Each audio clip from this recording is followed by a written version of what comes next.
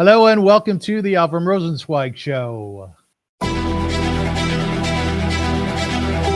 Welcome to one of the internet's best podcasts, where we dive deep into the lives of the extraordinary and fascinating people who leave an indelible mark on our world. Join us as we explore their captivating stories, remarkable achievements, and unique perspectives that shape history and inspire generations. Get ready to embark on a journey through the lives of inspiring people unlike any other.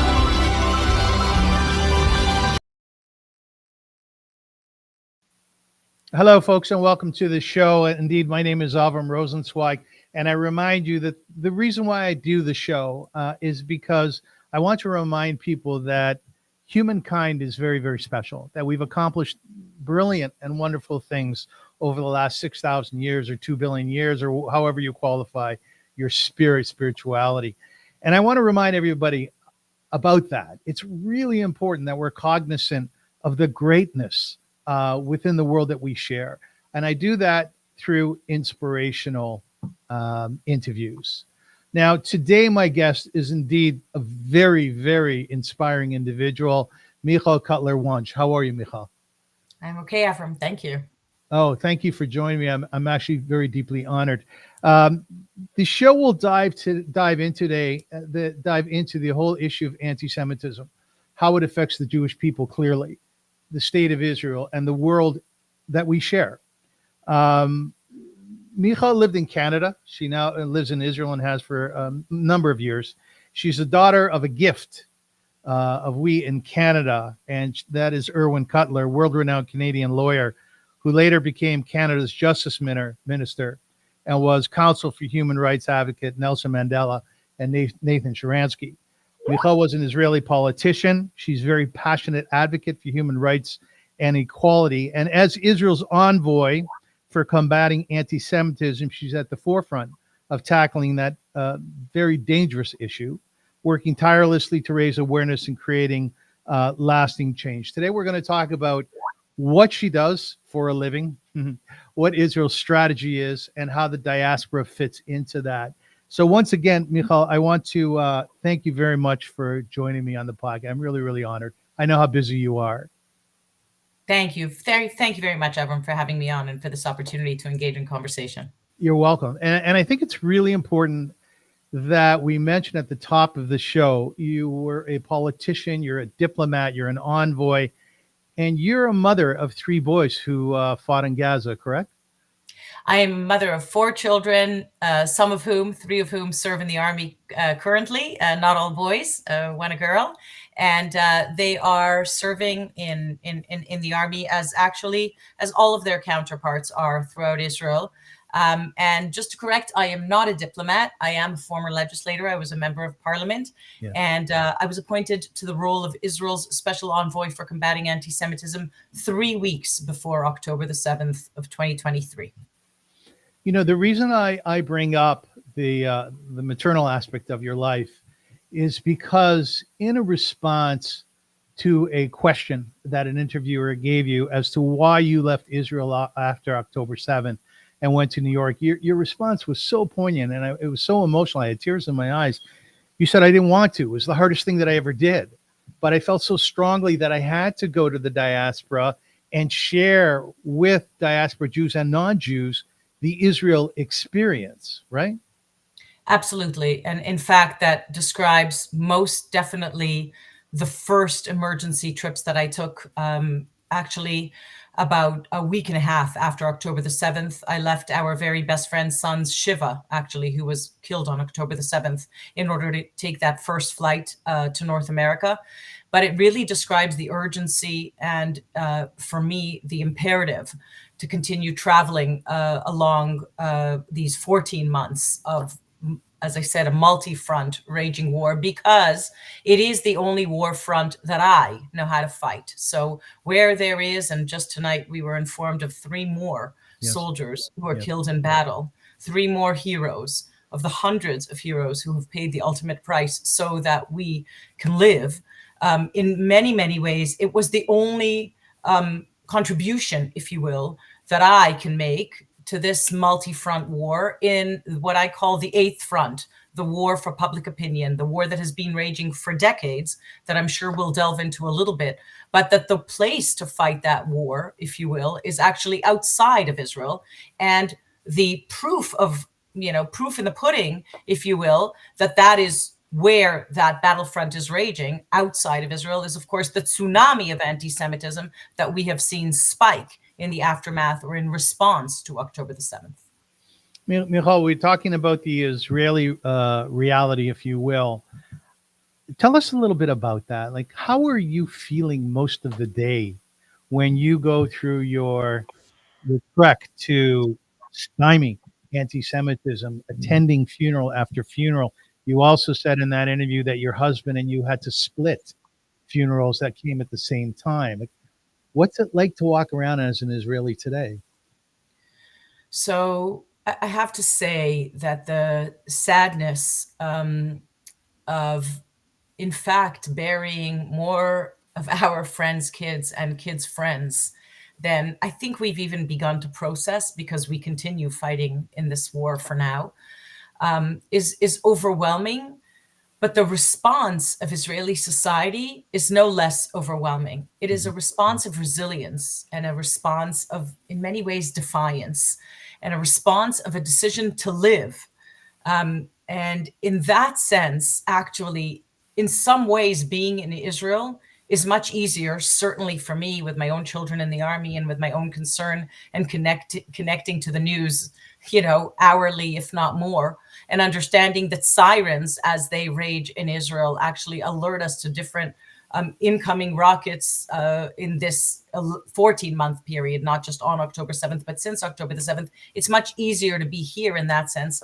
But in some ways, it's also easier to be here, because here I, in many ways, know better that we will be okay. Yes. Not just as a mother of soldiers, and not just as an Israeli citizen, but actually just watching our people carrying on as much as possible with life in school and work, at hospitals, on the streets, in every way of life that you can imagine. And throughout whatever it is that we've been through in these 14 months, that has been a mainstay, I would say, of the resilience and, as I said before, the defiance of Israelis to continue to live, and in many ways sort of giving life to that Am Yisrael Chai that we say over and over again. Well, in some ways, it's much easier to feel here that indeed the people of Israel live.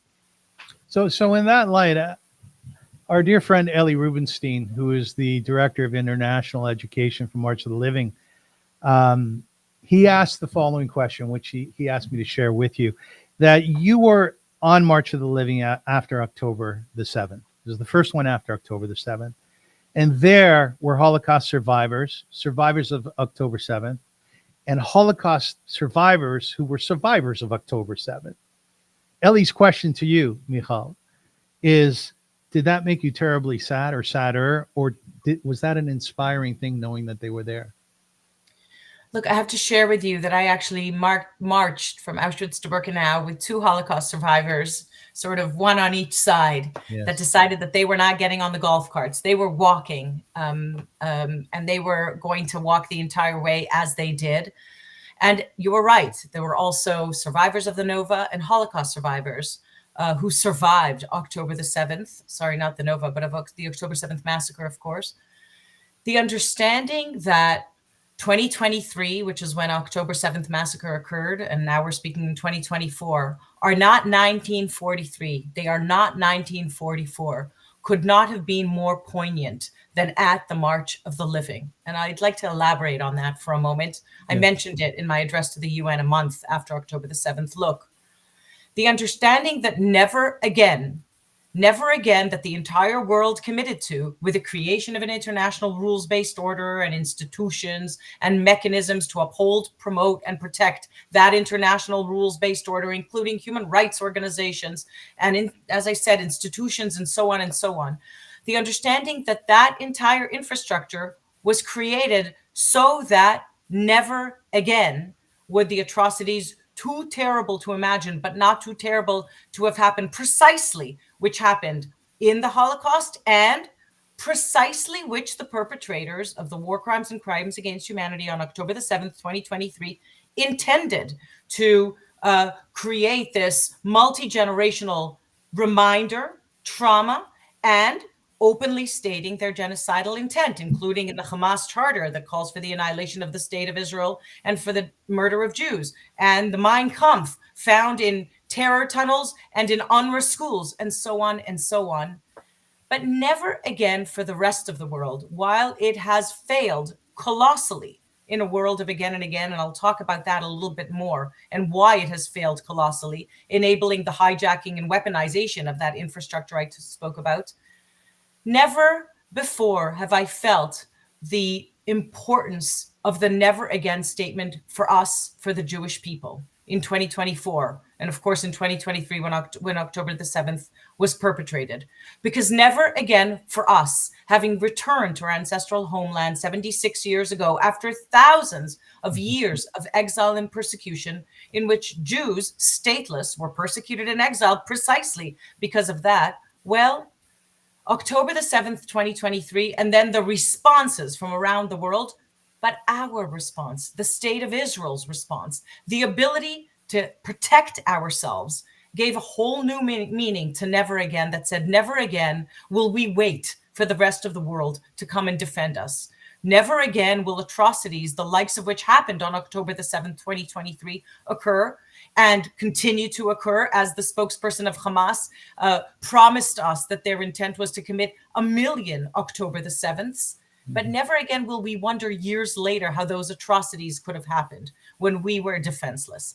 And so in that sense, actually being on the March of the Living with Holocaust survivors and with the October 7th survivors, some of whom were Holocaust survivors themselves, made more poignant the importance, the imperative for the existence of the state of Israel, the Jew among the nations, the ancestral homeland to which we returned, and underscored that never again for us at this moment means precisely what the state of Israel is committed to doing as we continue prosecuting this war against the intent to annihilate the state of Israel and murder Jews around the world.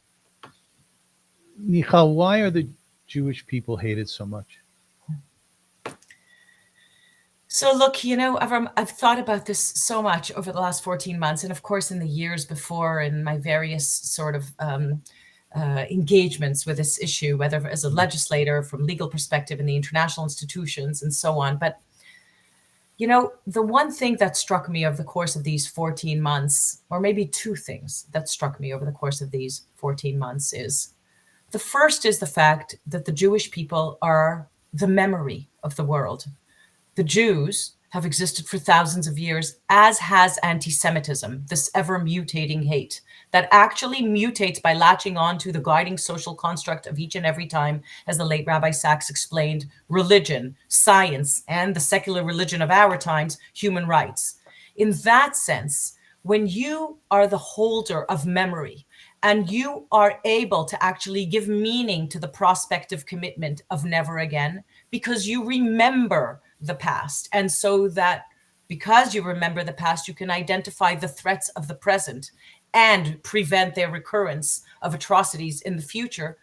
Anybody who is intent to, as October 7th was, attack barbarism of civilization. That's what October the 7th was. Like 9/11, 10/7 was the attack of barbarism on civilization.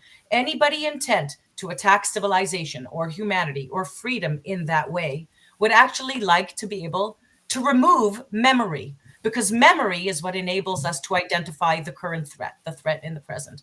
And so I would say that that would be one really good reason to hate Jews, as the holders of memory, if you will.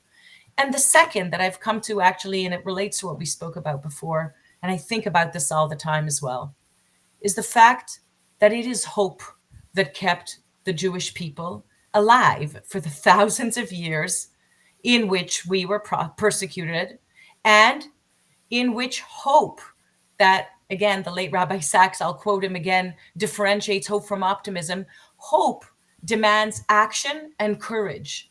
And once again, authoritarian regimes that intend to build on the rubble of our civilization an alternate reality in which none of us who cherish life and liberty would like to live, Hope is something that you don't really want around. Hope is actually what enables those living under tyrant rule, whether it's the people of Iran living under the strangulation of the Islamic Republic of Iran that tortures and executes and abducts the people of Iran, whether it's the people actually used as human shields and sacrifices in Gaza by Hamas, a genocidal terror proxy of that Islamic Republic of Iran, whether it's the people of Lebanon, again, utilized as weapons, as sacrifices by Hezbollah, yet another proxy, or the Houthis, again, who actually have taken over Yemen and completely obstructed or destroyed the founding sort of ability of any kind of freedom or any kind of hopeful existence in Yemen.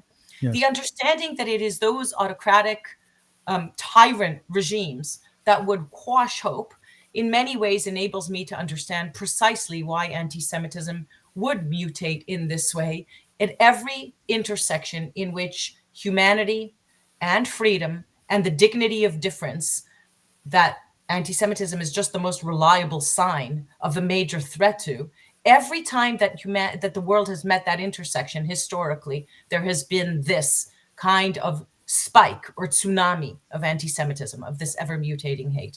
And, I hope that that's a little bit helpful, but that's certainly how I explain it to myself. And that means that the responsibility for memory, to remember our past so that we can identify the threats in the present and prevent the atrocities, the recurrence of atrocities in the future, and the imperative for hope that requires action and courage is precisely how we fight this tsunami of anti-Semitism. So is your goal as the envoy to squash anti-Semitism as much as you can? Is it to stymie it somehow? Like, I was taking a look at your responsibilities, and my God, they're enormous. International advocacy, diplomatic engagement, policy development, combating online hate. What would you say your central motif is? What is your goal? And what are your measurables? So actually, in many, many ways, and I mentioned I was appointed 3 weeks before October the 7th, and I should mention that I'm only Israel's second special envoy for combating anti-Semitism, and Israel, as of yet, does not have the necessary infrastructure. I am about one of 35 special envoys around the world. Canada's Deborah Lyons, as you know, Deborah Lipstadt in the United States, Katharina von Schnurr in the European Parliament, many, many other colleagues around the world who are special envoys for combating anti-Semitism. I, at this point in time, still fill this role in a voluntary capacity.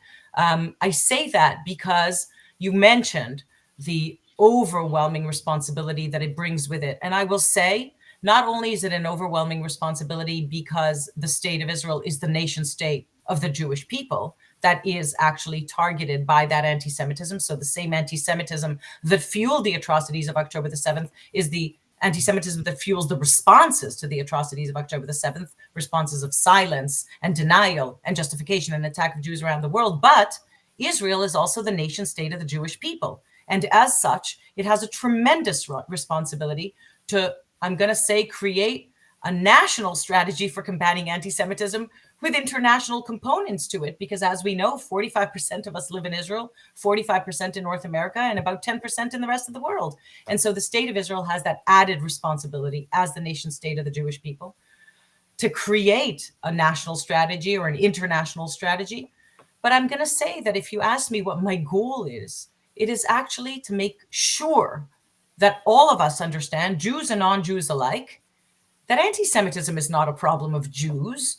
It's a problem of anti-Semites and of the places and spaces that enable anti-Semites to peddle and spread and infect them with this lethal hate. In that sense, Jews alone, just like the subject of any other lethal hatred, will not be able to combat anti-Semitism. And so my goal and my role is not just to expose the anti-Semitism that has actually been mainstreamed and normalized in democratic societies included, on campuses, on streets, on online platforms, you mentioned some of them, in the international institutions that I spoke about before, but it's to make accessible the responsibility of all who cherish our shared humanity, all who cherish the shared foundational principles of life and of liberty to stand at the forefront of the fight against anti-Semitism, understanding that indeed it is the most reliable sign that we have for what is a major threat to humanity and to freedom and to the dignity of difference. In that sense, I suppose I am sounding the sirens which have been heard in Israel day in and day out for 14 months around the world, not just for Jewish communities, but for legislators and mayors and police chiefs and university presidents and students across differences. In many, many senses, this is what I call a never again is now moment, precisely for that reason. And I suppose that makes it an even larger task. It is, except that I want to say that without allies around the world, not just allies because they realize that they have Jewish or Zionist friends, and by the way, you need not be a Jew for this particular strain of anti-Semitism that is anti-Zionism, the denial of Israel's right to exist. That is the modern mainstream, I'm going to say, normalized strain of anti-Semitism that unleashed this tsunami, that released the genie from its bottle, that has actually enabled all other forms of anti-Semitism. It's precisely the reason that the International Holocaust Remembrance Alliance definition of anti-Semitism, the single comprehensive definition that we have, a working definition that is the result of a very long democratic process that was adopted by more than 40 countries and hundreds of entities, has to be implemented. But it's also the reason that it's not just allies of Jews or Zionists or the state of Israel that should be at the forefront of this fight. As I said, it's all those that recognize that we are at an intersection that actually challenges the foundations of our democracies, that we are in the midst of what is a raging war of barbarism on civilization that actually threatens our shared humanity. And in that sense, it has been indeed challenging, including to getting to media around the world, in order to be able to, sort of make this an accessible message to the public generally. I do believe that we are at a very, very existential moment in our sort of history, not only for the state of Israel, not only for Jews around the world, but as I said, for humanity at large. Do you like your job? I mean, I wish it didn't exist. So I suppose that means I don't like it. I wish that Israel wouldn't need a special envoy for combating anti-Semitism, and that the 35 special envoys who've been appointed over the last 5 to 10 years, because, I mean, we're talking about this tsunami since October the 7th, but there has been a steady rise in anti-Semitism, including in democracies. I feel, I wouldn't use the word like, I feel a great deal of satisfaction because I know how to fight this war. I know how to fight on this 8th war front that has hijacked and weaponized my areas of expertise, international law and human rights. I know how to make that accessible and in many ways, hopefully be able to transcend real or perceived differences of religion, of politics, of denomination, of geography, to make this a shared fight. And I feel a great deal of responsibility to speak up for that reason, because I am a member of the Jewish people. And what I carry with me is that memory of thousands of years of history. We're about to mark Hanukkah. It's hard to say celebrate since October the 7th, I have to say, in many, many contexts. But we are about to mark Hanukkah, in which we celebrate the victory of the few over the many. But they didn't just win because they hid somewhere. They won because they fought to preserve our identity and our faith and our hope, because they understood the sense of responsibility that certainly I feel, and all of our soldiers on the front lines who are my inspiration, yes, who did not ask questions, not on October 7th and not since October 7th, as they fight on the multiple fronts, on the 7 fronts that are actually now Israel is prosecuting this war in. And so that's a very long answer to whether I like my job. As I said, I wish it would disappear, but I suspect that we have a long journey ahead of us, and I am committed to continue fighting this war in the best way that I can. Well, I have to tell you something. Your presentation at the United Nations, you were absolutely magnificent. You really were. And the reason I say that is because you were firm, you were straightforward, and you called the members out over and over and over. You kept saying, in this room, the delegitimization of Israel happened through making Zionism racism, and then the Durban Conference, et cetera, et cetera. Now, the reason I tell you this is because I know there are a lot of people who are going to watch this interview, older folks, older Jews. And Michal, you know better than I do. They're frightened. They're really scared. So you do work on the broad form in the bigger world. But what do you tell the Alter Yidden, the old Jews, who are sitting at home and they're seeing what pro-Hamas and pro-Palestinian protests are showing, which is violence and just terrible, terrible epithets hurled at the Jewish people? They're frightened. What do you tell them? In many ways, I tell them what I tell myself. And I go back to what I said before about the thousands of years of Jewish history. You know, in one of my first exchanges, I won't mention with whom, in the aftermath of October the 7th, I reminded this individual what it is that Mordechai said to Esther about 2,500 years or so in ancient Persia, when there was that first attempted genocide of Jews. Yes. And if you remember, Mordechai at the time said to Esther, "If you will be silent now, salvation will come to the Jewish people, and you and your father's home will disappear. And who knows if it's not for this moment you have arrived." So the elder people that may be watching us, that may be listening, and while I know it's scary, I believe they are the source of hope, because they know that ultimately the Jewish people have prevailed over and over and over again. They are that link in the chain that can actually then empower their grandchildren to go out there and fight, knowing that, as I said before, 2024 is not 1944 and it's not 1044. In 2024, we have a nation state, we have sovereignty, we have a defense force, and we have about half of us living here, or 45%, as I said before, and a little more than half of us living in the rest of the world where we have relative safety and security. Not like we thought we had before October the 7th, although nothing changed. It's just that many masks were removed, meaning reality didn't change on October the 7th. It just was exposed to us in the responses to October the 7th. And for me, I'd rather know what reality is than to pretend that everything is hunky-dory. And we know at this moment in time that we have the responsibility to enable and empower and remind the next generation, including our own children and grandchildren, that they are at the forefront of what is actually always been Jewish history. You know, we thought that we were living a new normal, and I include myself in that, having grown up in Canada. We thought we were living a new normal. And it turns out that we were just living the anomaly of Jewish history. Except as we sort of enter this new phase of just the regular normal of Jews throughout time, we do have something that Jews have not had in thousands of years.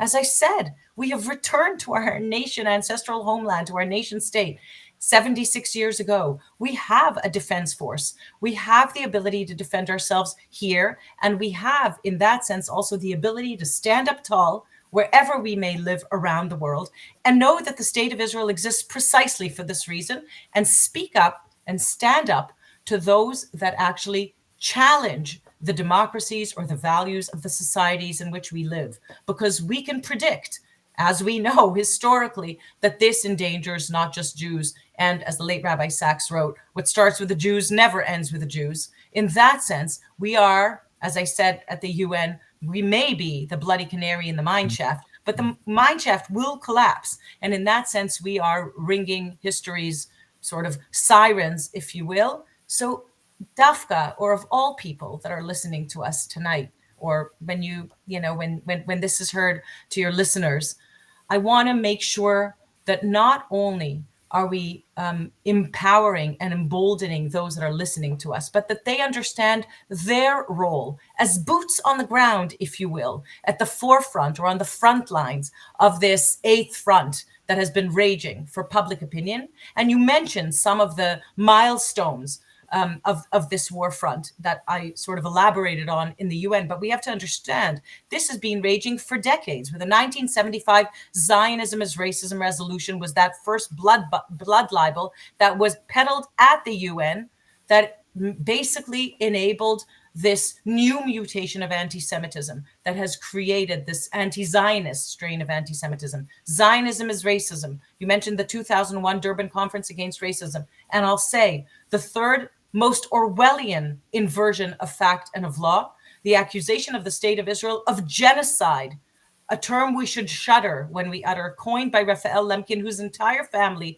was annihilated in Auschwitz in order to describe the atrocities of the Holocaust. That was the foundation for the Convention for the Prevention and Punishment of the Crime of Genocide, utilized by South Africa in the International Court of Justice that was intended to be a court of last resort to accuse the state of Israel, the Jew among the nations, the proverbial Jew seated on the dock of the accused, like Dreyfus, even as it defends itself from genocidal intent to annihilate it. So this is a moment for all of those that are listening to us to remember precisely what they know from their past and pass it on to children, to grandchildren, to those around them, because we need their resilience and their defiance and their courage and their action to speak up and not to, in many ways, fear the thousands of year-old fear that Jews carried that we must flee. We don't need to flee. We have a nation state, and everybody's welcome to make Aliyah if they'd like to, but they don't have to.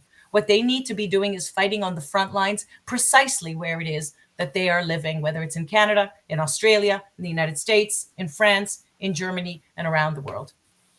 Michal, when you were a little girl, your mother used to work for or with Menachem Begin.